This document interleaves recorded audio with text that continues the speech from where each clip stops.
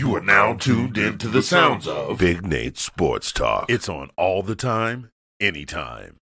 Friday night, laid back, feeling smooth.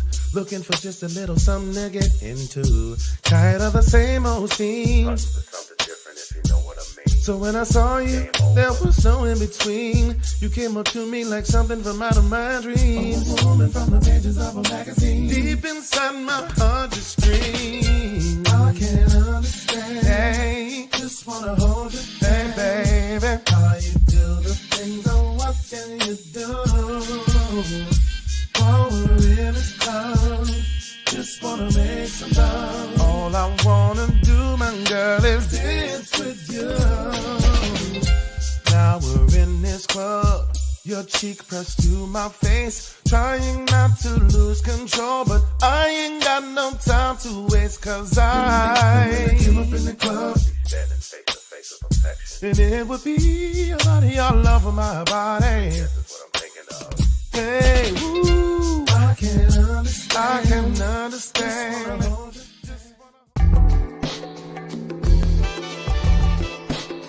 You are now tuned in to Big Nate Sports Talk, the show that is on all the time, anytime. And now, ladies and gentlemen, the next big thing, the latest up-and-coming sports journalist, your host, Nathan Snell. Thank you, Mr. Anthony Handy, for that wonderful introduction. Good evening, ladies and gentlemen. It is your host, Nathan Snell of Big Day Sports Talk Podcast. This is episode number 371. And in this episode, it is the WNBA's tip-off week one for the 2024 season. But before we get into that, there's a few things I want to say up front. I know you haven't seen a video. The last video you saw was 2 weeks ago with Brendan Potts. I have the NFL draft grades. Those are finished. The Baltimore Ravens will break those down, as well as Washington Commanders. I'm going to also do a separate video for the Washington Mystics as it's a new era in the nation's capital for the Mystics. In this episode, what we're going to be doing is previewing each team, but I'm also going to give it as my rankings. Now, everyone is entitled to their opinions, but this is just how I feel how these 12 teams start off week one. But for the most part, I'm excited. I think this has the makings of being a great season. We're already seeing some great news occurring. The WNBA Golden State, they are said to be coming on 2025. It looks like the next two cities they're getting a WNBA team, one in Toronto and the potential one is Colorado. But we'll probably hear something around maybe just around All-Star and maybe post the Olympics. Obviously, this season, we're in the midst of an Olympic year, so there will be a month where we won't have the WNBA, but still going to have basketball in there. I'm excited just to see a new class. This new class has brought on a new following from women's basketball. I think that the WNBA definitely should not mess this up. I think there's a lot of great opportunities and for young players to make a name for themselves. But more importantly, I think everything is going in the right direction for the league. There are some things I have some questions about, and we'll talk about that a little bit more towards the end of the show. But let's get right into it. So this season, as I stated, has the makings of being the best, in my opinion. Right off the rip, though, we have some significant injuries that I think could play a part. Example, Satu Sabli won't be back until August, as she still is recovering from shoulder surgery. Isabel Harrison will be out for an injury. Well, that was an injury. It's more of an undisclosed reason. Camila Cardosa will be out for the next 4 to 6 weeks as she injured her shoulder. The biggest one today was Brittany Griner. Brittany Griner will be out for a bit as she is dealing with a fractured toe. And obviously, for Washington, Shakira Austin's coming off the hip injury. Day to day, looked good in the preseason. We'll talk about that as well in the separate video for the Washington Mystics. And then also for Minnesota, Sky Cone and Dorka Horse. Dorka is not with the team as of right now, but she's temporarily suspended. And Sky Cone's not, from what I saw, she's not injured, but she won't be playing Tuesday. And then Azrae Stevens is dealing with injury. Chelsea Gray's dealing with a lower leg injury. Kelsey Mitchell is doubtful to play in the season opener for Indiana. She's dealing with an ankle injury, as I already stated. Excuse me. And that's about it, right? That I could see in terms of injuries. But I'm going to be watching a couple of these teams as they try to hold the fort down, especially Dallas, Phoenix, and even Washington. I'm curious to see how they'll hold the fort down with their injuries. But when you look at this season, I'm going to start with the Washington Mystics. I'm not going to go into it too deep. I'm going to give you just a little bit. I'm not going to attack the plate as much in this video. I'll do it more in the separate video for the Mystics. It's a new era in Washington. Natasha Cloud and Elena Delle Donne are not here. And coming into this season, there are a lot of questions. It goes back to last year. Last year, and me and Kareem, shout out to Kareem Copeland, I did an interview with him Sunday, and we talked about, what this team looks like. This is essentially, it's a reset. The last season, the chips were pushed in the middle of the table, and Shakira Austin gets hurt. Elena Delle Donne, literally stepped on somebody's ankle, and you're back to square one with her. You went into the extra interview with then head coach, now general manager Mike Tebow, and the future is a little bit of gray. And Natasha departs for Phoenix. Elena Delle Donne was offered the max for 1 year, and she's taking some time to figure some things out. I think personally, a lot of it comes from the narratives on Elena. I get it. The last few years, she's only played 51% of her games. The injuries, I get all that in consideration. However, I think that there's some other things there that we don't necessarily know. But when I look at the Mystics, the one thing that'll stand out to me is I think you still have a decent core. You've got Brittany Sykes coming back. You've got Ariel Atkins coming back. Shakira Austin's back healthy. You drafted Leah Edwards with the 6th overall pick. And I think the biggest thing is there's room for everyone to still grow. For me, I'm curious to see how they will look, particularly without the biggest glaring issue with a point guard. And I think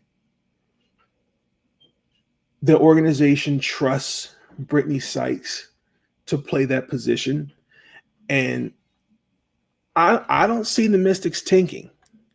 I think they will be right there. I think they'll finish somewhere in the top 5 for next year because they have 2 first-round picks. But I'm not worried about their defense. Their defense, I think, will still be the strongest. Their offense is something that stands out to me. And when you look at Leah Edwards, that's what we brought her in for. I think, like I said, when you look at the draft, she was, especially from a forward position, she was definitely the most pro ready. And, I think also, too, the biggest thing Aaliyah will fulfill is offensive rebounds. Tiana Hawkins, that's another thing that I'm actually going to say that for the video, but there was a comment that was made about Tiana Hawkins that I didn't like. But, now we're going to see where these new pieces. You're bringing back Steffi Dawson, who's one of the best screeners in the league, who can also stretch the floor, shoot the three. You did bring Carly Lou Samuelson, who I think is definitely a 3-and-D player. And then, you still have a strong core. I think Ariel Atkins and Maisha Hines-Allen though, and Shatori Walker Kimbrell, those are now the three longest on the roster. I think those three are going to take different steps of growth this year. So I'm looking at the Washington Mystics. They're going to win, give or take. I'm gonna say they'll win 17 games. I don't think they'll be five. I think they'll be right there 500, but they're not a team right now that, even if they make if they get to the first round of the playoffs, that is a success. That is putting all your chips in the middle of the table. And I didn't even add on Dee Richards. They did have Queen Negbo before she was traded to Connecticut. They've got some players that will be competitive. And you try to tell tanking to Shakira Austin, Errol Atkins, and others to their faces, they will look at you like you're crazy. But I think the Washington Mystics this year will be ready. I'm not concerned. I do have questions as the season progresses. But they're my number 12 team. There's no disrespect. It's just, I think, just kind of how the offseason went. I think how the draft went. And then more importantly, I just think that window is now officially closed for now. So this season kind of will set the tone for what 2025 and beyond will look like. Number 11, the Los Angeles Sparks. I'm just not a fan of the makeup of their roster. I just have questions. They've made some final cuts today. And I think that, yes, I think you've revamped some things, but I'm just not understanding the identity of this offense. Monique Billings was cut today. You have Ari McDonald, Kia Nurse. You drafted Cameron Brink, number 2 overall, Rickea Jackson. Mackenzie Forrest was cut. And Jordan Canada is now in Atlanta. Nneka Ogwumike is in Seattle. Carly Lou Samuelson, obviously, in Washington. And then Janae Kumike is free agent. And this is a whole new roster for them as well. They still have some good pieces. I think, Dearica Hamby, who played all 40 games who played all last season, she's coming back. Lexi Brown is ready to go 100%. Ari McDonald, I like this change of scenery for her because she just hasn't been able to find that consistency. And I just don't think Atlanta really gave her the opportunity to find that consistency, especially from 3-point shooting. But the thing is also, too, they've taken advantage of her size. And I'm curious to see how Kurt Miller will help her in that category. Cameron Brink and Rickea Jackson, I expect them to contribute to them right away. I do have some questions on Cameron Brink. He, and especially in the 2 preseason games, tends to get in foul trouble. That's one of the biggest things I also did with Brendan Potts. We talked about it. That's something she has to work. But I think she definitely will need to bulk up a little bit. But that'll come with experience. But more importantly, that also come with coaching too. I think she'll learn from Azrae Stevens and others. But I'm going to watch Cameron specifically, how she'll look. Rickea, I think, will just come out ready. I just think, watching her last year, especially averaging almost 20 points a game, I think just matching up on, if you're a defender, the matchups is going to be interesting. So I think Los Angeles, has the pieces. I think they have. I just have questions about how the depth, but more importantly, certain lineups, because there are lineups that I saw just didn't work for me. So I'm picking Atlanta to miss the play. Los Angeles. I'm picking Los Angeles to miss the playoffs. Though I think they'll be right there. But this is the other team I think will be they'll make the playoffs, in my opinion. Let's get to Indiana. Obviously, one overall pick in Caitlin Clark, and then last year's overall pick, Aaliyah Boston, should be one interesting dynamic duo. For me, this is just youth. But they have some veterans, Erica Wheeler, who I think will definitely help. Kelsey Mitchell, is to me one of the best shooters in the league. I think the biggest eyesore last year was they tend to turn the ball over quite a lot. Um, and in Caitlin Clark, and there's some things Caitlin will need to work on. And there's something that Coach Sides mentioned that there are tendencies Caitlin has to break, and that'll come with I, I think will come better with showing her through tape and even saying like this is what we want you and what we see you can do. So I do think her length will help, but I also too think with now you've got more player. You've got someone like again Kelsey Mitchell, Leah Boston, even Alyssa Smith, that they kind of take that pressure off of her. So I'm really curious to see how they'll look. Obviously, Victoria Vivians and Emma Cannon is now in Vegas, and then Victoria Vivians is in Seattle. So I'm really curious to see how they'll look. I predict Indiana will be the 7th seed. I'll give them 8th seed, but I see them. I do see them right there, but I do also expect some growing pains as the season progresses. But Indiana should be fine. My sleeper actually this year, to actually surprise them, is actually the Chicago Sky. Angel Reese and Camila Cardoso are definitely going to be twin towers that are going to dominate the league for years to come, especially in rebounding. And Washington was right there to take them. I'm let that go. But in all seriousness, though, it's again new era rebuilding, bringing in Isabel Harrison. Last year didn't play. Getting Breonna Turner, I think that was a steal. In my opinion, in terms of free agency. Obviously, Camilla and Angel being drafted. I think I'm curious to see, and I think that's what Breonna was bought there for, because Alana Smith's now in Minnesota. But I think when you have Camilla and Angel, especially, they'll make up that.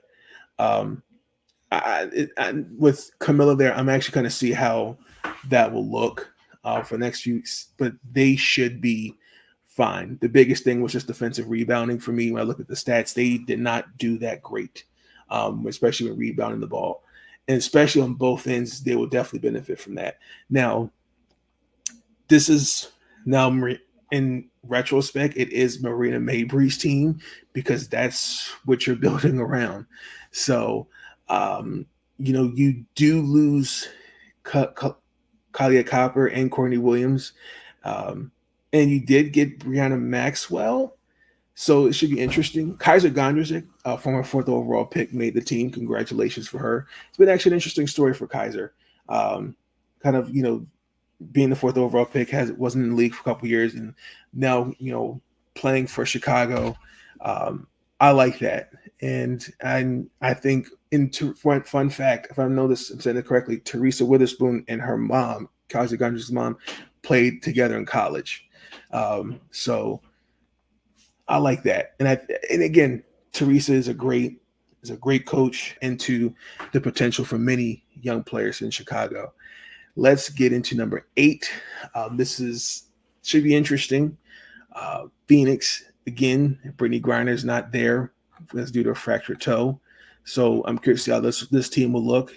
You painfully signed Natasha Cloud and Kalia Copper. Now they got a backcourt that I think will really, really be interesting. You signed Rebecca Allen as well. They did lose Mariah Jefferson to free agency, Shea Petty to free agency. They traded Michaela Onyeweide to Chicago, and Megan Gustafson is in Las Vegas. So I'm actually curious to see how they'll look. For the only outside of DT, that roster last year was a mess, and granted didn't have BG, and I think that played a role. Vanessa Nygaard, wish her all the best, but was not a coach for this team. just certain questions in the lineup that she was making, just a lot of things. And when you look at their stats last year, they're another team. They had the fourth highest turnover rates. I believe they have 4 players that had the most turnovers. I believe it was Breonna Turner, Michaela Onurede, and Sug Satin. And I think with Nate Tibbetts as the new head coach, I think he will definitely. I think that this offseason was a reset, and I think especially on the defensive side of the ball, I think they'll be pretty good. You're bringing in Natasha Cloud, who obviously was the glue to the defense for Washington. You all defensive team twice, can't sneeze at that. She obviously she's been the top 10 in assists 5 times. We know what she can do with that. You're bringing in an all-star in Kalia Copper and the Finals MVP. I think that's going to be a backcourt that definitely could do some things. But the thing is, let's see how it looks. It takes a bit of time to gel. So I'm curious to see how this will look. And the head scratcher, I do pick Phoenix to make the playoffs, by the way. I think they'll be a fifth seed. But I do expect Phoenix to make the playoffs. And then number 7 is obviously the head scratcher. I'm a little confused on the direction of the Atlanta Dream. Ryan Howard, I have no issue with Ryan. Ryan is a star. I think that list that Espen came out with was just disrespectful. I believe in Ryan Howard. I think that the roster around her, I'm a little confused with these 3 picks. I don't think it addressed anything on their roster that they needed. The only 3, I know the biggest one was Monique Billings, who's now a free agent again. Daniel Robinson's a free agent, and then you traded Ari McDonald. You brought in Tina Charles from a Washington Mystic, played with Phoenix, Seattle. That was her last stop before last season. Ariel Powers from Minnesota, and you got Jordan Canada in the trade. And Jordan is out right now with a hand injury. So I'm curious to see how they're going to build off last year. And they've had the reason why I say that, and I actually had to do my research, Atlanta's definitely hit or miss on the draft. Example, okay, they drafted Breonna Turner. Fun fact. Kennedy Carter, they did her dirty. Whatever with the whole situation ever happened in the locker room between her and Courtney Williams, we're not that was then. This is now. Okay. Letitia here, who I think will have a nice role this year coming off the bench. Haley Jones is my sleeper to win 6 Women of the Most Improved Player, in my opinion. I'm looking at, okay, the roster itself. Now, with adding Jordan Canada, you still have Lisa Gray, Cheyenne Parker, Tyus. They should be a top 5. They should be a top 4 seed, in my opinion. I don't, but the biggest thing is Atlanta shooting the ball. Yes. Tina, I think out of the biggest one is Tina. Yes. Tina can shoot, and she can definitely help with their interior defense. But Tina, with all due respect, the impact, I have some questions on there. But defensively, they should be a nightmare for some teams. But I'm also kind of looking at their when they lost to Dallas, the biggest thing was the rebounding. So because they definitely struggled to force turnovers, and they definitely got some foul trouble. And I think that's where that's where Jordan Canada will help them.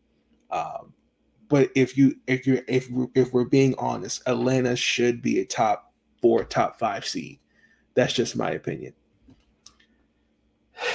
The Minnesota Lynx. I don't like them. No, I'm just kidding. This should be an interesting team. Now, I think, in my personal opinion, I think Minnesota will regret trading down to the 8th overall pick, even though I believe Alyssa Peely will be a good player. Not taking anything away from her. I just think that Cardoso was there. My biggest thing was they needed a center, but they drafted Alana Smith, signed Alana Smith, who's a rim protector, and they should be okay. I have no problem with that. I'm curious to see how they'll look. You're bringing back. You won't have Dorka there for a bit, and you're bringing back Sky Cone, who's out for a little bit. You traded Tiffany Williams for Natisha Heidemann. You brought an Alana Smith and Courtney Williams. I'm curious to see how this will look on paper. On paper, Minnesota should be a top 5 seed to make the playoffs. I think, for me, the biggest thing is you had the 7th overall. I'm just curious to see how this roster will look, especially with its size. I think they got some size, but I'm curious. So all like Courtney Williams, Tisha Heidemann, Lon Smith, I think they will definitely make instant impact because especially the roster they had last year, they were definitely not the one. They were not the best defense. They were not the best defensive team, and I'm curious to see how they'll look. So they're definitely my sleeper to make the playoffs. If you ask me, I think what they got was fine, but time will tell, and we're going to see how it looks. But before we get into the last 5, 5 through 1, we're going to take a quick commercial break. We'll be right back.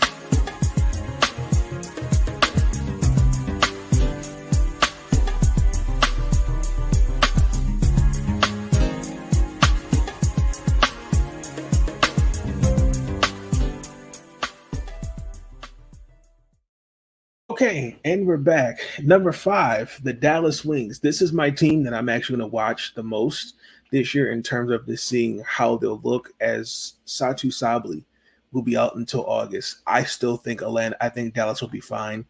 I'm not a fan of a couple things. Now, it looks like this year they go with a more offense-centric offense that,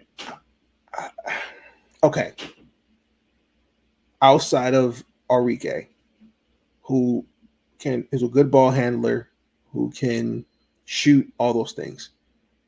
They need a point guard, and you cut Veronica Burton, didn't get that.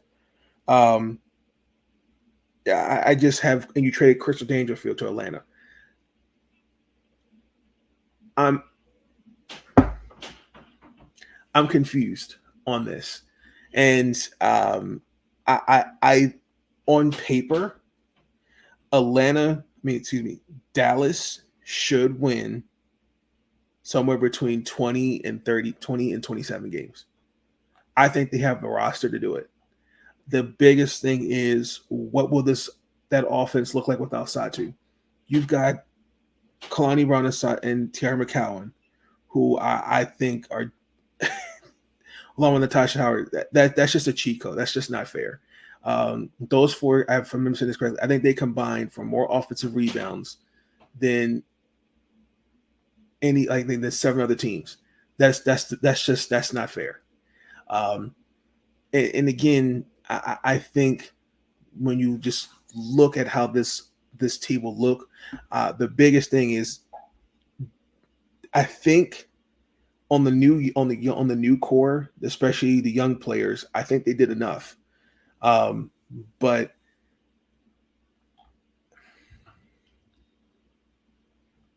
is it enough to get them over the hump? I don't think so. I think they'll get to the conference finals. I think they're a good team, but I think when you're going up against teams like Las Vegas, Minnesota, I just have questions about that offense because especially, Enrique can't be a point guard and shoot the ball, and then Stephanie Soros, fourth overall pick last year. What's her role? I'm just curious to see the roles are not really defined with Dallas, but Dallas is my sleeper to get to the conference finals, in my opinion. And then the Seattle Storm, Brendan Potts, I know might be mad at me when he sees this, but Seattle's another team that should make the playoffs, and they should get to the and they should be a top 4 seed. Bringing in Skylar Diggins-Smith, Neko Gumake, you signed Victoria Vivians, you drafted Nika Maw to UConn, made the roster. Congratulations to her. I'm just curious to see how it all looks. This is now Jewel Lloyd's team, and when you look at it, last year she carried the offense, and Nneka coming in there, I think will not only be a good complementary piece to Jewel, but her and Ezzy Magnabagor would be a good inside rebounding presence. And, especially now, Jewel Lloyd, Skylar Diggins-Smith, she will be a great piece. That's going to be a great backcourt. That actually should be interesting to watch. I'm curious to see how they'll look. I think they'll be a better team. I think they'll be a much improved team.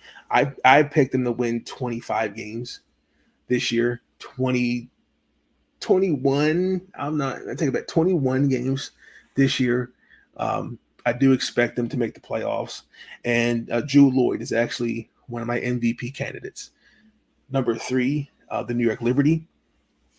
I'm actually curious to see how this New York Liberty team will look. I don't think they did enough to fix the holes of this roster last year. And this preseason just proves the point. I think Kennedy Burke will contribute in many ways, but the one player I was hoping would make the team was Jocelyn Willoughby. And I just don't see it. Unless they're this confident in what they have and they're going to run it back. I'm just not sold on it. I think they'll make the playoffs. I don't think they're going to get to the finals, personally. I just don't think they did enough. They're going to be competitive. I think I just have questions. Especially last year, they were not a good team. They didn't force turnovers. Defensively, some players like Sabrina and UNESCO at times could be a liability. I just think I'm just not sold on the roster right now, and we could be proven wrong, and we'll see. Give it time, but I do expect New York. I actually picked them to be the number 3 seed in the East, in my opinion. Number 2, the Connecticut Sun. I think the Connecticut Sun have the most championship roster outside of Vegas. I'm putting a guarantee on it. The Connecticut Sun will be in the WNBA finals this season. Guarantee. I just think that Connecticut did enough compared to last year. I think they've got a better backcourt that can not only shoot the ball. I think they've got some pieces that can take pressure off AT, especially minutes wise. I definitely think when you losing Bree Jones last year to a torn Achilles hurt, and you went to inserting Rebecca Allen to the starting lineup. Resigning Brianna Jones was a priority. You trading Queen Enegbo for Betty Hattar. I think you got the pieces. Now, especially, I think you got a bit more scoring. Now, and you did lose Tiffany Hayes to retirement, and Tisha Hyman in free agency, and Rebecca Allen in free agency. But Mariah Jefferson and Rachel Banham, they can space the floor. Tiffany Mitchell is more of a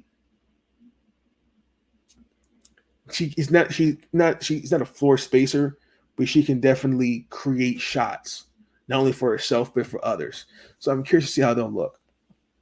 I just feel like they just have enough. I think, especially we didn't even talk about the Bonner. I think this year, I think this is their year. And Dejanay Carrington, I predict that she'll also be in the sixth one of the year conversation. And wouldn't be surprised if we had her if she wins most improved player. This is year 4 for her. I expect her to take that next step. For Rachel, I think a change of scenery. And I don't blame Rachel. I kind of blame how the roster was constructed wise, Minnesota wise, because they had Rachel playing positions that she shouldn't have been playing, but I give her props. So I'm actually curious to see. Now, and unfortunately, looking at their draft, I still don't think my biggest thing was I don't think this draft addressed what they need because, again, just like Atlanta, the picks that they had this year are not going to be playing this year. So I feel like this is it. I'm not saying blow it up next year, but I feel like this is their year. And I'm confident in saying that with my chest. I actually picked them to win 30 games. This year. That sounds like a stretch, but I'm confident in this roster where I can say they can win 30 games. I know Bree Jones will probably need some time to get back, but you've got Astar Nestor Fall, who I think is a great vet coming off the bench. Olivia Nelson Odada, especially last year when her and Breezy were on the floor, that worked. They've got some pieces, and I'm liking what I'm seeing. So, yeah, and this is my pick to get to the finals this year. The Las Vegas Aces. Asia Wilson will be the 2024 MVP. Guaranteed. I think that this year Vegas will definitely force everyone to put respect on their name. I just think Vegas. I actually think they have the most championship ready roster, in my opinion. We already know the core 4.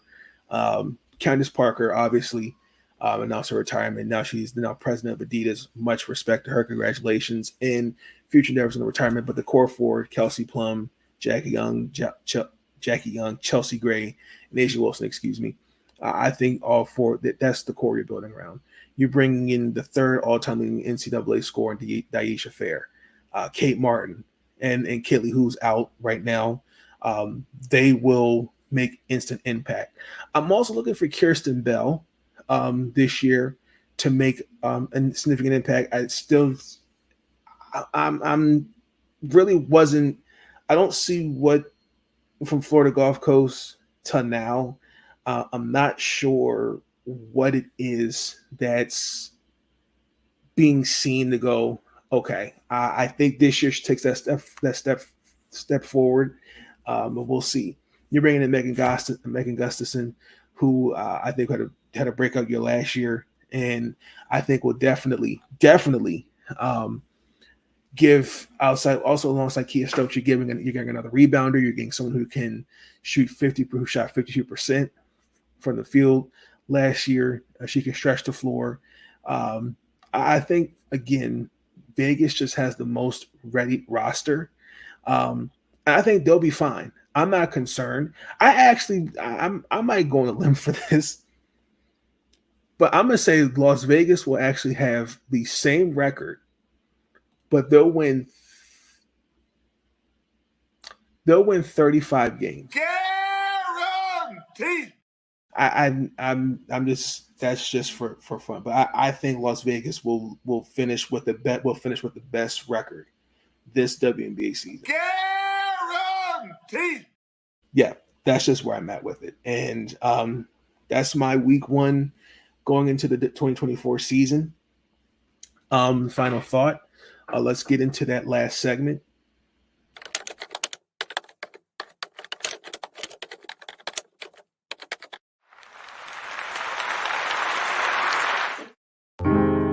Thoughts are running through my mind, so I took some time to find a minute or two to organize. Okay, so let's get into some predictions. MVP has already said Asia Wilson, because I still think to have one fourth place vote for MVP is truly embarrassing. And I don't know whoever the person was. I don't know what you saw and to say fourth place. That's just crazy. Rookie of the year, obviously, they're going to Caitlin Clark. That's no doubt. Runner ups, well, I should say runner ups for MVP. So my top five: Jewel Lloyd, At, Stewie, and Enrique, and then Asia. Those are my five MVPs, but I'm predicting Asia will win MVP. Rookie of the year, Caitlin Clark. Runner up, Rikia Jackson, Cameron Brink, Aaliyah Edwards, and Angel Reese. Sixth woman of the year, I'm going to say Alicia Clark. Potential runner up, Steffi Dolson.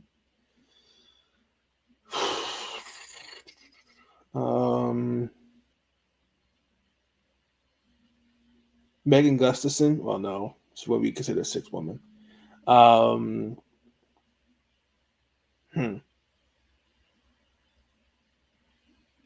That's a tough one, but I'm gonna say Alicia Clark. I feel like Alicia Clark would definitely win that award. Defensive Player of the Year. I'm going to say Brittany Sykes wins Defensive Player of the Year. Guaranteed.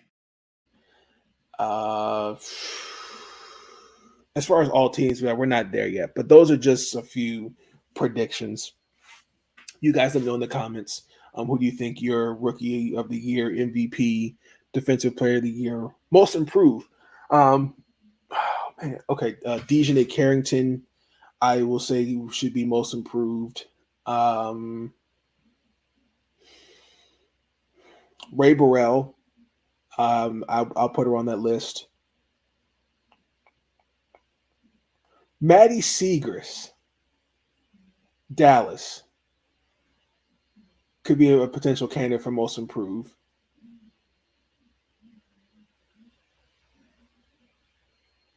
Those are my only three right now. But I'm also going to throw Kalani Brown in there for Sixth Woman of the Year.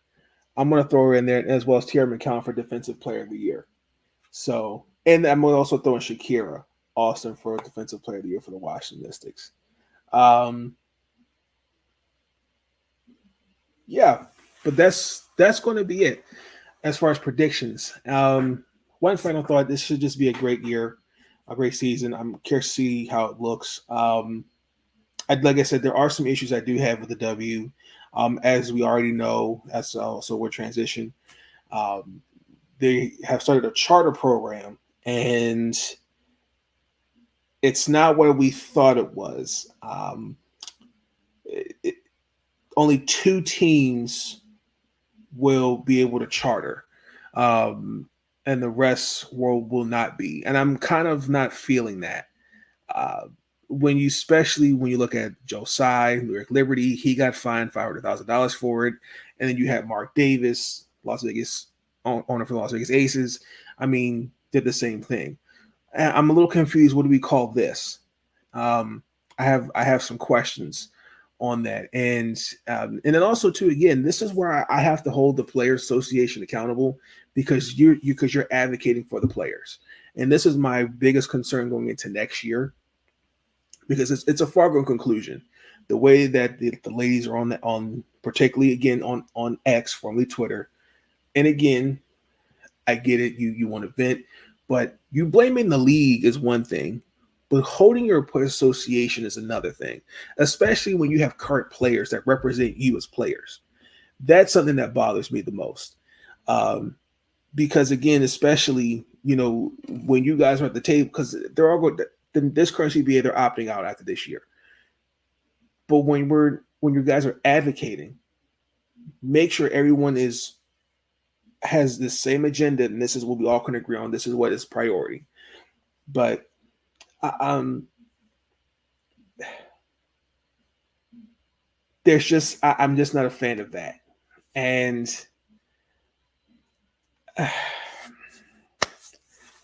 we'll see how it goes. But again, this should. I'm happy for the season.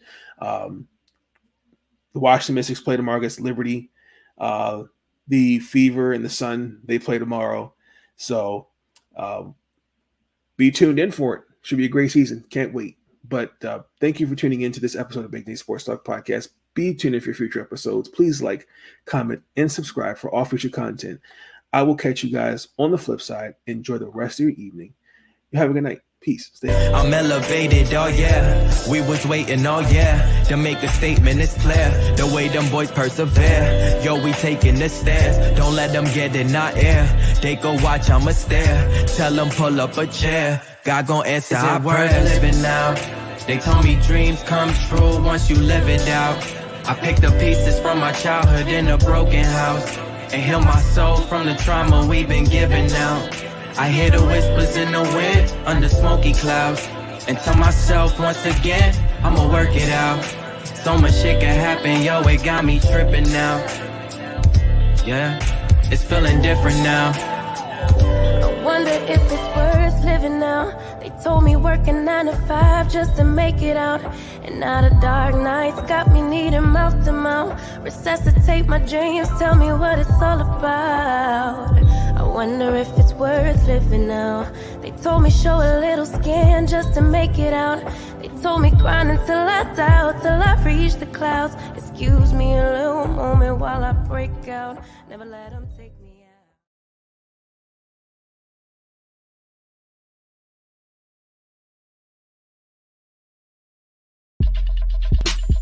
Thank you for tuning in to Big Nate Sports Talk.